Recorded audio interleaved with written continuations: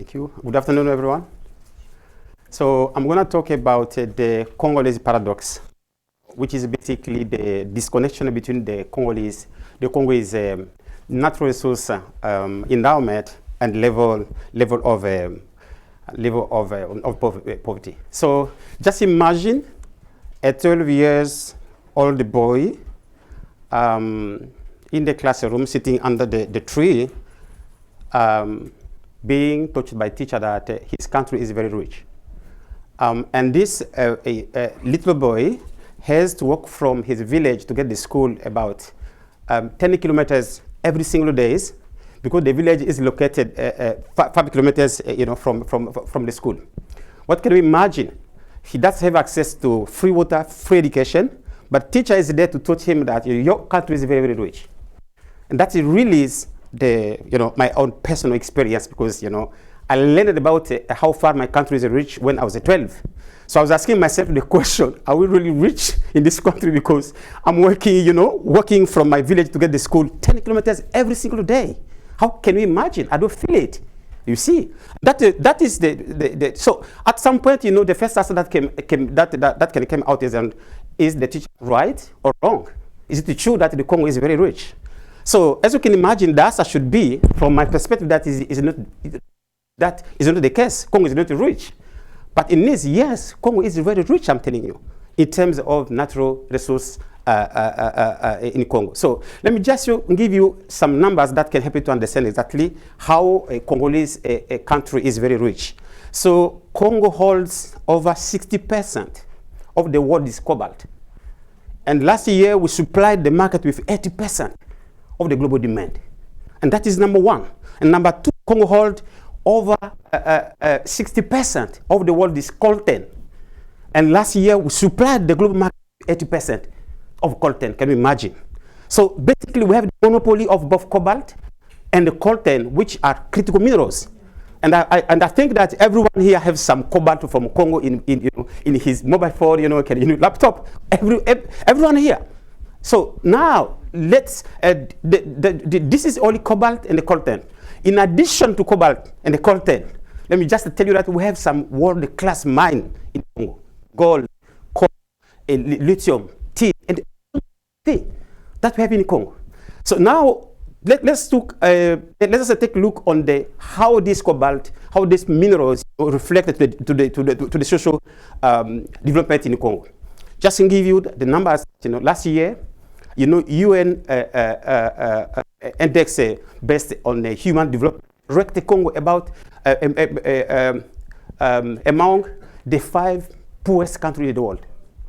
Now, why Congo can you imagine the disconnection between this, having these minerals, and that you are listed among the 5 poorest countries in the world? And that's true because, how many Congolese people that have access to electricity? Only less than 10% of people, almost 10% of Congolese that have access to electricity in Congo. Or 10% only, I'm telling you. So can you imagine about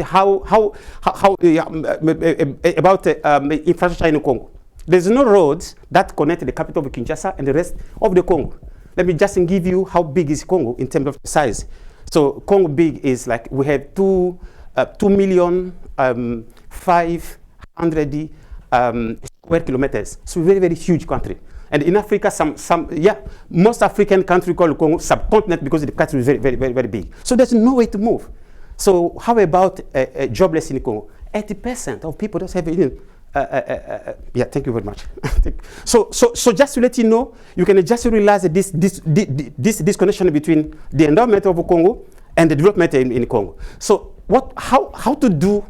We believe that mining sector can be a catalyst to actually help Congo to move forward, to get Congo developed. But to get that, we have to solve many issues. Among them, corruption. And let me just break a little bit how corruption works in Congo. So just to let you know that the system in Congo is that elite in power have the control of mining revenue in Congo. In terms of a salary, for the Prime Minister, for example, can you imagine the salary of of Prime Minister, salary of President, salary of monthly income for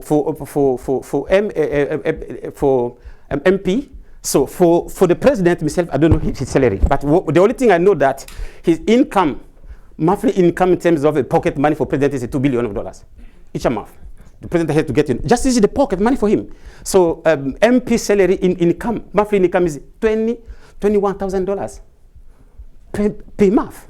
So you go to the Prime Minister, he has $1 million per month for in terms of pocket money. So you will see that money isn't going really to feed only the political elite. So nothing is going to communities. So what we have done? How can we actually leverage a change on the ground? What we have done is to support the legal reform process in Congo that we did in 2018. So we successfully did something that is really important, is just to actually change the legal system in the way that community can